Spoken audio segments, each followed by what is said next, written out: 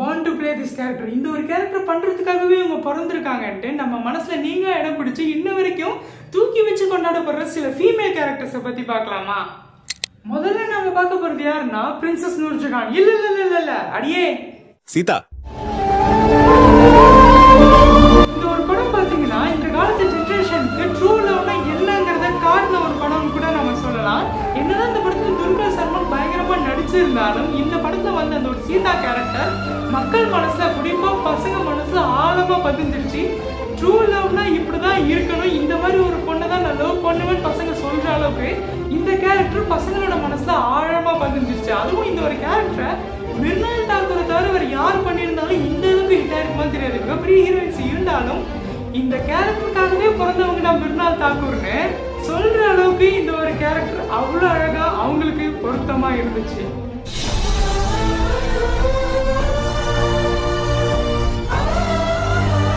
அடுத்து நம்ம பார்க்க போறவங்களுக்கு முன்னாடி இன்னொருத்தரை பத்தி பார்க்கலாம். ஒரு காலத்துல ஹீரோ பார்க்க மட்டும்தான் சினிமாக்கு மிகப்பெரிய கூட்டம் வரும்னு எல்லாரும் நினைச்சிட்டு இருந்த நேரத்துல ஹீரோயினை பார்க்க ஹீரோ விட அதிகமா கூட்டம் வரும்னு செஞ்சு காமிச்சவங்க. ஹீரோஸே பொறாமப்படுற அளவுக்கு ஒரு மிகப்பெரிய உச்ச நட்சத்திரமா வளர்ந்து நின்றவங்க தான் சாவித்ரி. அப்பயும் சரி இப்பயும் சரி இன்னொரு 100 வருஷம் கழிச்சு அவங்க பேரை கேட்டாலும் எல்லாருக்குமே தெரியும். சினிமா வரலாற்றுல அவங்களோட பேரை யாராலையுமே நீக்க முடியாது.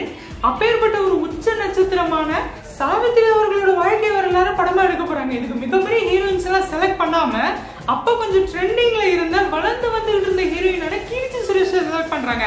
கீர்த்தி சுரேஷை செலக்ட் பண்ணோடனே எல்லாருக்கும் அந்த முதல் கேள்வி என்னன்னா, சாவித்ரி யாரு, எவ்வளவு பெரிய ஒரு மகான் நடிகை அவங்க, அவங்களோட வாழ்க்கை வரலாறுக்கு இந்த ஒரு சின்ன பொண்ணை செலக்ட் பண்ணிருக்கீங்களேன்னு தான் கேட்டாங்க. ஆனா படம் ரிலீஸ்க்கு அப்புறமா சாவித்ரியோட கேரக்டரை இவங்களை விட பெட்டரா யாராலையுமே பண்ண முடியாதுங்கிற அளவுக்கு இந்த ரோலுக்காகவே பிறந்தவடா நானுன்னு எல்லாருக்கும் காமிச்சாங்க கீர்த்தி சுரேஷ்.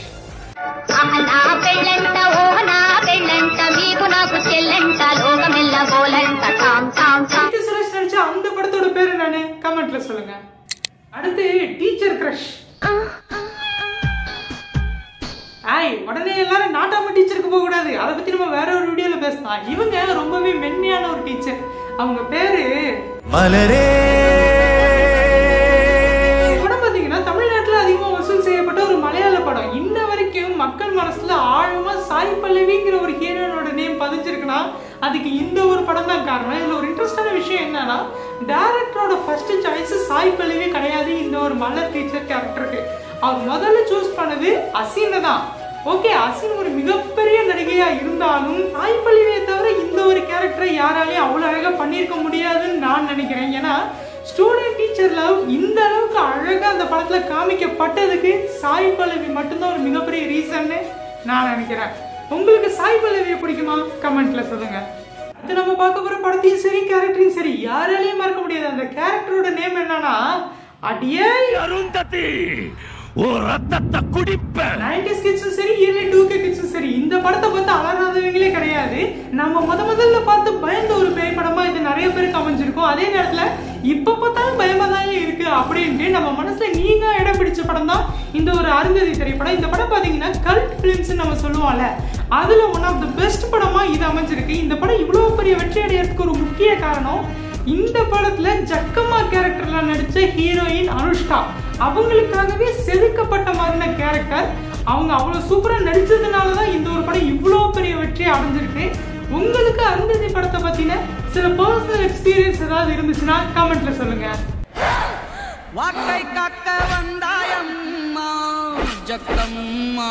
ஃபைனலா ஃபர்ஸ்ட் பிளேஸ் யாரை சொல்ல போறேன்னு இன்னும் நிறைய பேர் கெஸ் பண்ணிருப்பீங்க. அப்படி கெஸ் பண்ணிருந்தா இந்த ஒரு கேரக்டரோட நேம் நான் சொல்றதுக்கு முன்னாடி கமெண்ட்ல சொல்லிடுங்க. சூப்பர் ஸ்டார் மாதிரி ஒரு மாஸ் கமர்ஷியல் ஹீரோ. அவர் நின்னாலே ஸ்டைல் தான், நடந்தாலே ஸ்டைல் தான். அந்த அளவுக்கு ஒரு உச்ச நட்சத்திரமான சூப்பர் ஸ்டாரை பக்கத்துல வச்சுக்கிட்டு நெகட்டிவ் ரோல்ல சூப்பர் ஸ்டாரே தூக்கி சாப்பிட்ட கேரக்டர் தான் நீலாம்பரி கேரக்டர். இப்ப எத்தனை ஃபீமேல் நெகட்டிவ் ரோல்ஸ் வந்தாலும் அது எல்லாத்துக்குமே முன்னாடி ரம்யா கிருஷ்ணன் நடிச்ச இந்த ஒரு நீலாம்பரி கேரக்டர் தான். நெகட்டிவ் ரோல் இவ்வளவு பவர்ஃபுல்லா ரம்யா கிருஷ்ணனுக்கு முன்னாடி யாரும் நடிச்சதும் கிடையாது. இதுக்கடுத்து எத்தனை நெகட்டிவ் ரோல்ஸ் வந்தாலும் ரம்யா கிருஷ்ணன் அளவுக்கு அவங்க நடிப்பாங்களான்னு கேட்டா அது யாருக்குமே தெரியாது. ஏன்னா இந்த ஒரு ரோலுக்காகவே நான் பிறந்திருக்கேன்ட்டு ஒவ்வொரு சீன்லையுமே சொல்லி நடிச்சிருப்பாங்க ரம்யா கிருஷ்ணன். நான் சொன்ன இந்த ஒரு 5 கேரக்டர்ஸ்ல உங்க மனசுல ஆழமா பதிஞ்ச ஒரு கேரக்டர் எதுங்கிறத மறக்காம கமெண்ட்ல சொல்லுங்க. இந்த வீடியோக்கு பார்ட் 2 நிச்சயமா வரும். சேனலை சப்ஸ்கிரைப் பண்ணிக்கோங்க.